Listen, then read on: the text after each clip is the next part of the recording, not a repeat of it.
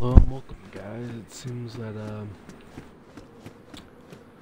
be trying out some Dayz RP on Xbox. See how this goes.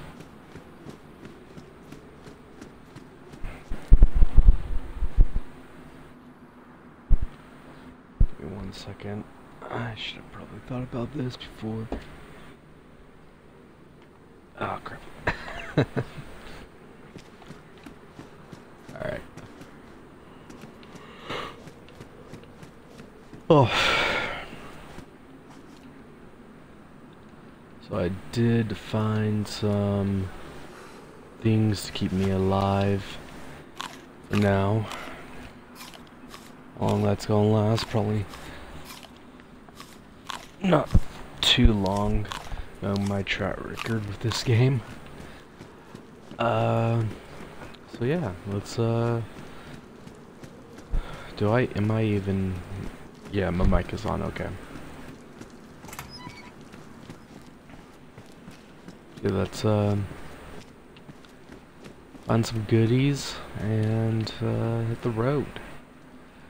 I already have a small base that I've been working on.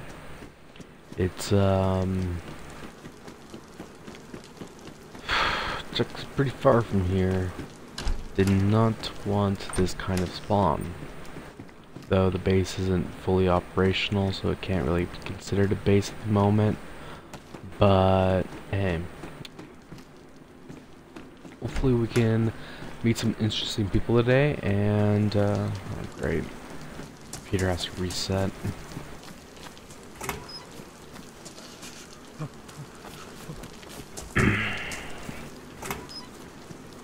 So yeah, let's try to find some goodies. Carpenter pants. Low insulation versus bad insulation. I'll take low over bad. Yeah, and let's get that situated on. This battery's gonna get soaked. Crap. We won't need that. So there are a couple rules of the server, and as far as I know, I want to let me. Okay, I just had to walk forward. As far as I know, if you die outside of RP, it doesn't actually consider it a death. So that's good. It's not a hardcore where I died, now I can't have the same stuff, I have to make a new character, all that. But yeah, hopefully it's gonna set up pretty nice.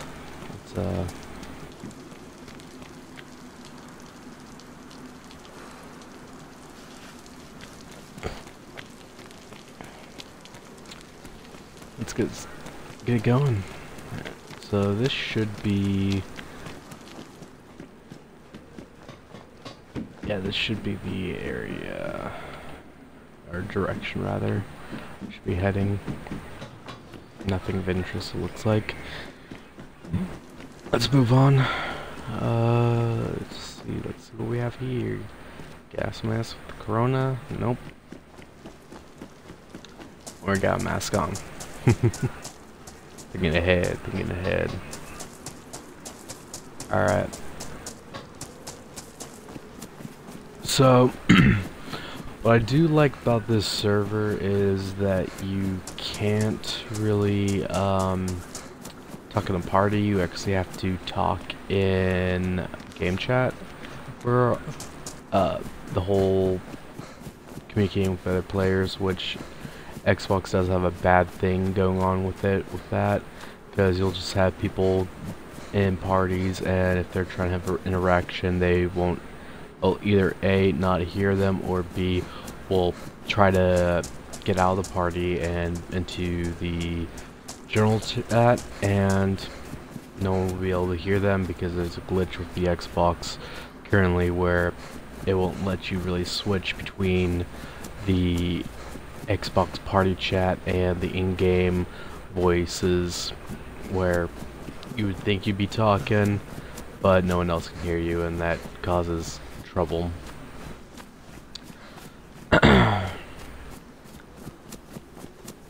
But hopefully we can see what we can do here and see if it's a good server or not.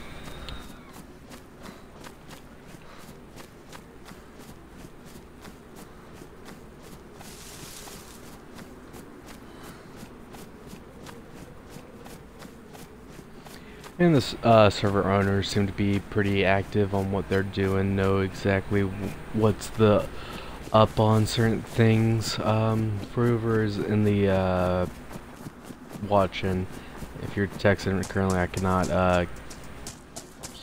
read any of your messages. Try and pull it up at the moment currently because we just started the stream.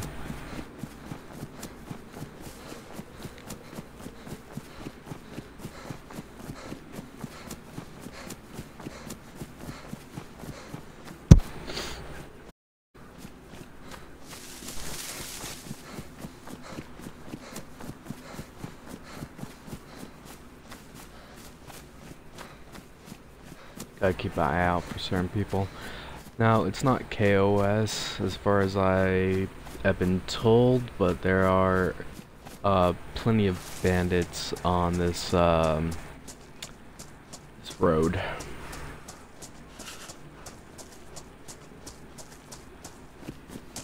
Now, I do know there's other people currently, even though it's kind of early in the morning for most of the people on the server, but oh no, I don't want to see that. But currently I saw that the server population is low, mainly because it's just early in the morning, the current moment where we're at in the world, and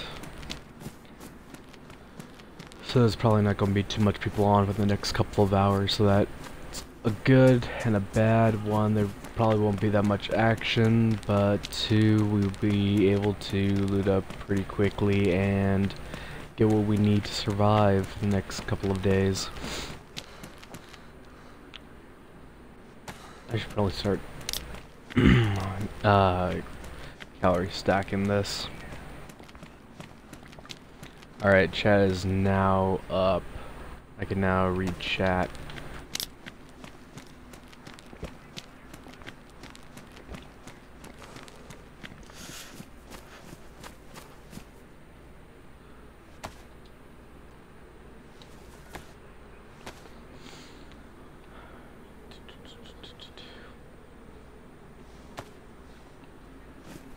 Dang, pickaxes are very bad for opening cans.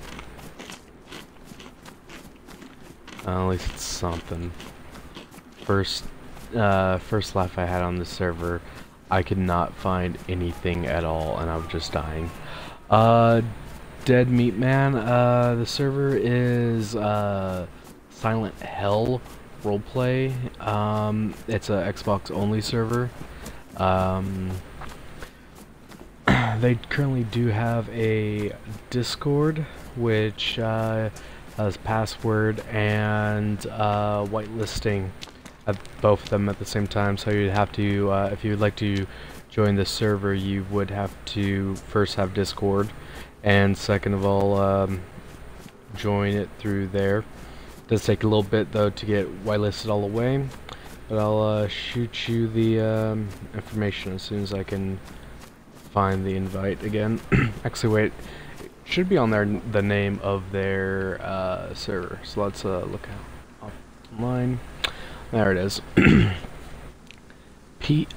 M capital P N B E capital U N Z 9K. Yeah, there's several people on currently at the moment. People that I really haven't dealt with. I think I met maybe one of them, but I'm not too sure.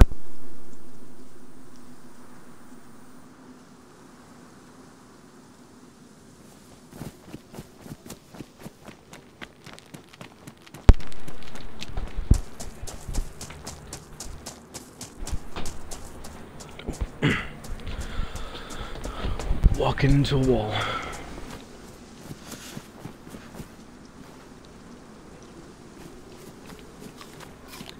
Currently the admins seem pretty chill, but they don't like hoarders on the server, so that's Good to know. Keeps factions from just being like, yeah, we're just going to stay in our base, only move at night when there's no one on, go to northwest, gear up, then come back and never ever do anything except for that. At a time I had a Axel ran a small roleplay server here on Xbox as well, but didn't work out too well. Kind of the people that sold still say just turned into our own little multi-platform, or not multi-platform, but multi-game community. But we had a couple decent people on our old server, but yeah, we were not ready for it, and it was really a waste of money for one, because we had a 20 slot server, and like at max pop there'd be like 8 people on, and all they'd be doing is sitting in their bases across the map not doing anything. Currently I think this server is actually a 32, yeah, I'm pretty sure it's a 32 slot server.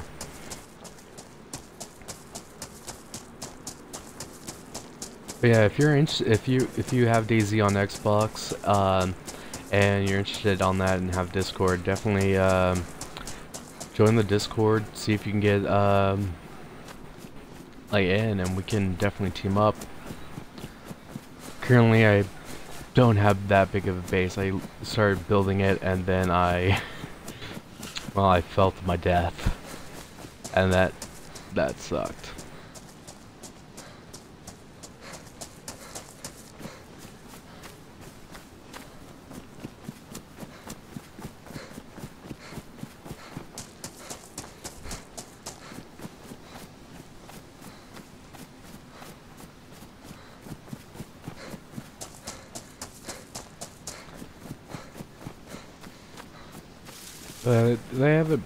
They have it set up pretty cool. I've been on a lot of roleplay servers that designate certain zones, so there's different faction territories where factions can make up their own rules of their territory, have a decent sized base, all that, some goodies.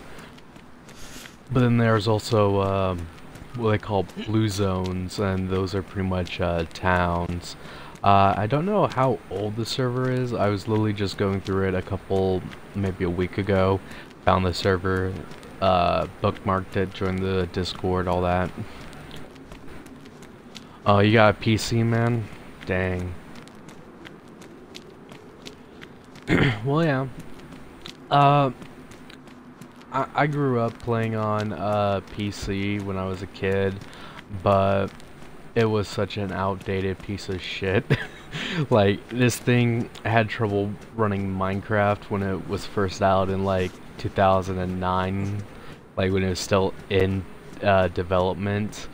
Like, it was hard running that. It was not a good gaming PC. It was I think originally it was meant to be a server computer, like it had a lot of RAM, and it had like 3 hard drives in it, which I don't know what at that time it was mainly used for, but I just played Minecraft on the PC and stuff like that on it. But it was just one of those things where if you have a PC, you need to have money to constantly upgrade it every so often, have graphic cards, all that. And eventually I got a PlayStation 2, which is my first console after my PC went to PC heaven, and I just started becoming a console player after that, because once you have a console, it's one of those things where you know it's not going to be the best, but you can at least play the game at a moderate to good a level, and you don't have to worry about, oh, will the graphics card be able to actually work with this game? Will I get high lag with this?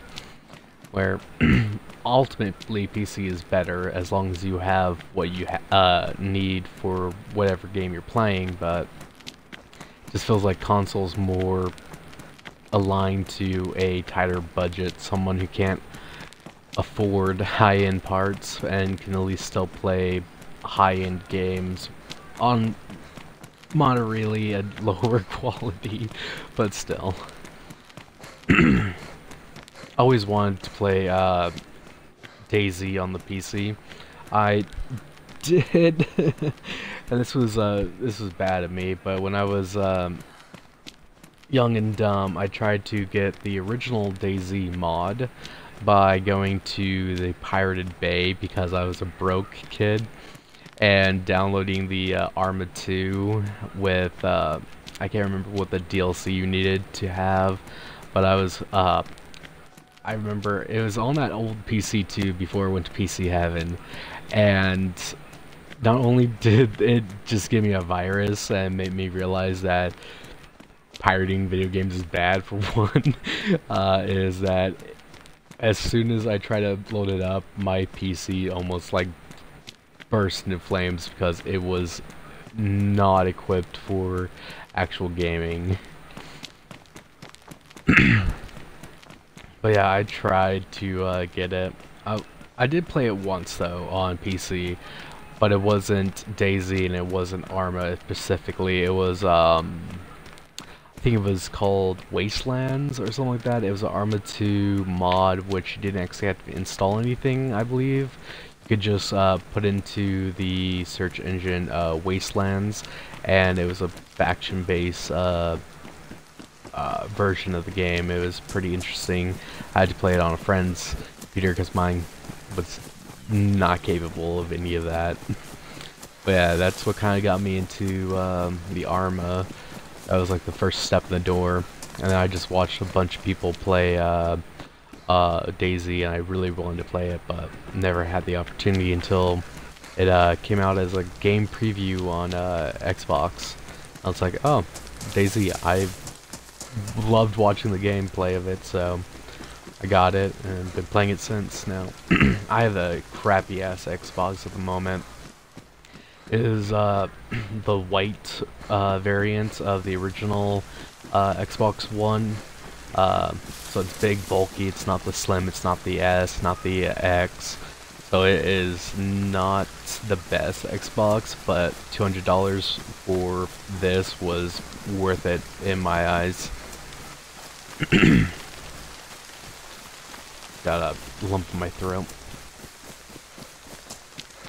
I can tear you out for loot.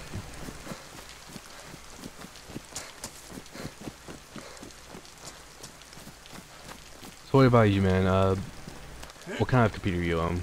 Like, is it one of those high-end computers that a lot of people talk about, or is it kind of lower grader than that?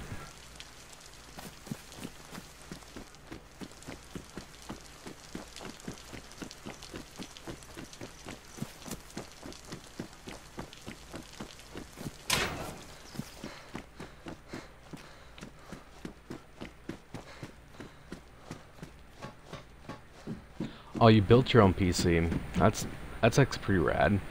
I had a friend, well, he wasn't a direct friend of me, but he was associated with one of my friends.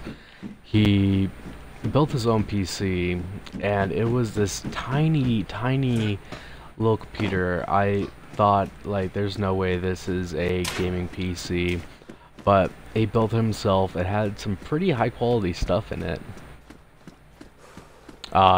So, you know what I mean, after a couple of years, the next RTX thing comes out with the ray tracing, and it's like, ooh, I really want that, but I don't know if I can afford it. Yeah, yeah, high-end has the good stuff, but currently in my financial situation, if I could afford it, I would, but I just can't. But yeah, one of the people I knew used to have a high-end mini gaming rig, which I didn't know how the hell it worked. It did have one cool feature that I really liked about it, and I was like, this is awesome, and I want to build my own. It was when he started it up, and instead of going through like the windows, oh, this is too much. I gotta get, jump. Oh crap. Nope. There we go. It was really cool because when he was started up, it wasn't like Windows where it opens it up, you see the little Windows symbol and you hear the little music. No, it was the Watch Dogs. Whenever you're going into hack and you see the entire city of that the original Watch Dogs 1 was in, and like as soon as you press the power button, you would see it come to life, and it would have the fox's symbol from what was his name? The main protagonist from Watch Dogs. I can't remember his actual name, but I know it starts with A. He was known as the Wolf, so you get the wolf symbol, which became the iconic Watch Dogs logo. And then it would show all of I don't know if it was Detroit or no, I don't think it was Detroit. I think it was Chicago. It would do the whole overview of Chicago with all the lines of all the interconnected systems. It was like, I was amazed. I was like, this is the power of like PC that I wasn't able to get when I was a kid, and ever since then I've been dying to get my to actually upgrade and get something like a actual working gaming rig to play on.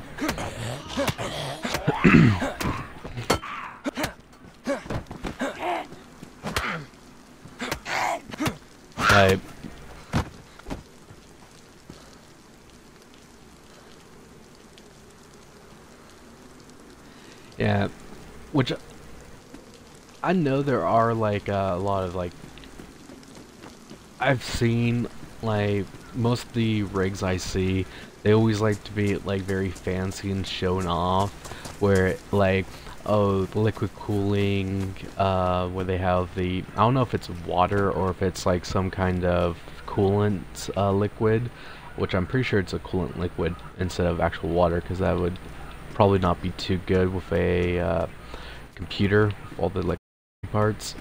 But yeah, I see a lot of that stuff, and it's kind of intimidating to see all that. But this guy, it was literally, it looked like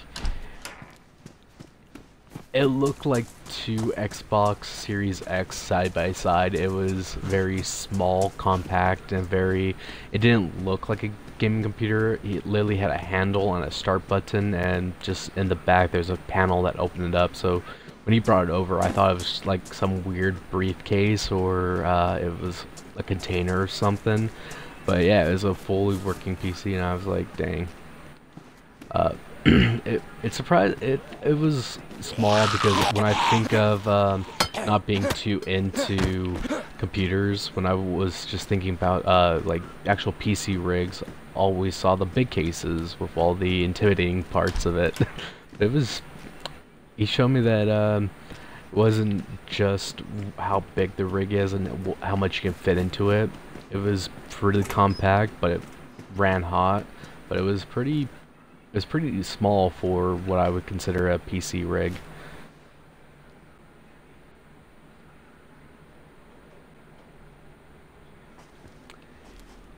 Just for, yeah,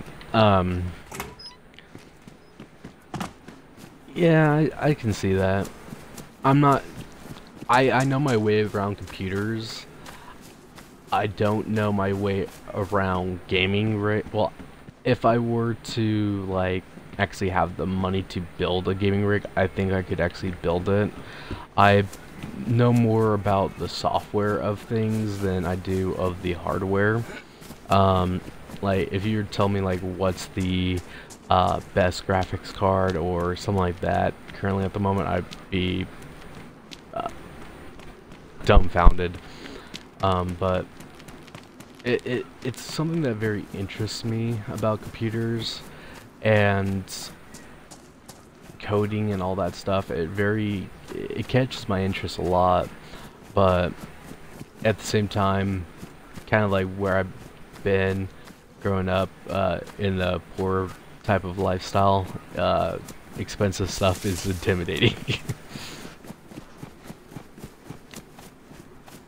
Like, I don't think, like, most times when I was, like, looking at certain things, I was looking for, like, the cheapest, things to build it.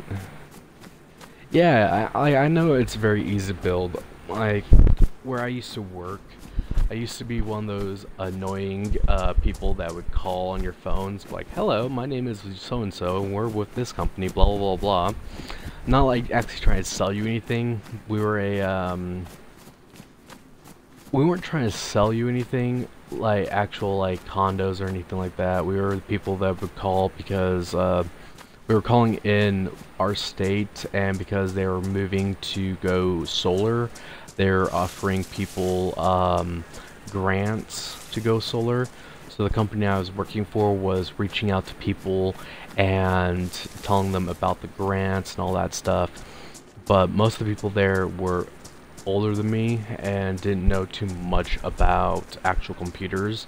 So if a computer locked up, they're like, hey, you kid, come over here.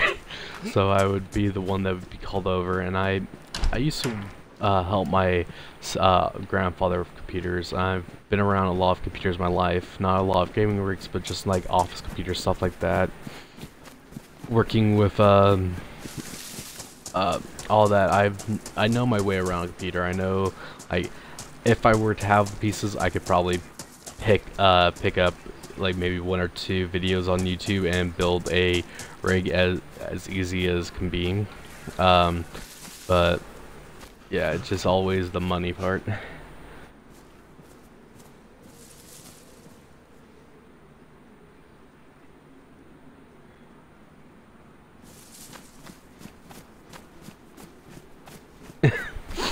Yeah, they have a lot of very...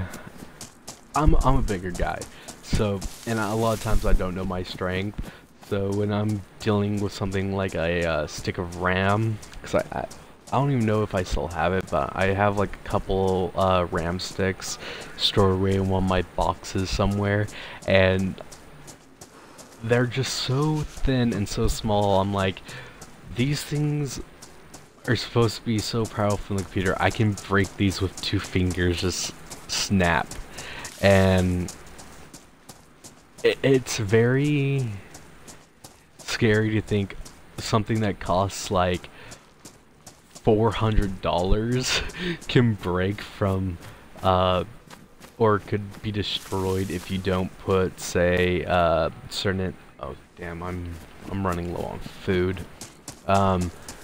But something like a $400 piece of the computer could be broken if you don't put it in a certain way, or if you don't add the is it thermal paste or something like that? The heat sink stuff. If the piece gets too overheated and you don't know what you're doing, that could pretty much be a entire paycheck out of your wallet within 10 minutes.